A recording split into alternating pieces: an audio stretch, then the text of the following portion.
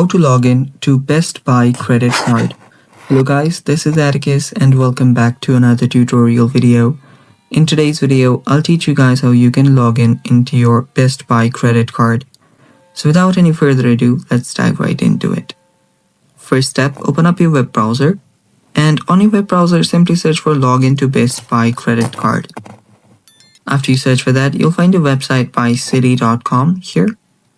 So what you'll have to do is tap on this website, Best Buy credit card, login or apply.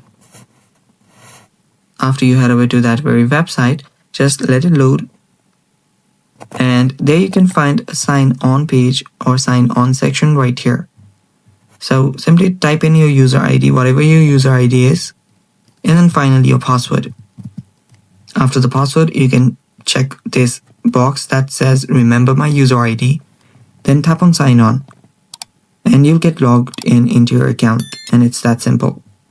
So if you've forgotten your ID or password, you have options to reset them as well. And basically that's it. Thanks for watching. Stay tuned for more upcoming videos, and bye bye. Take care.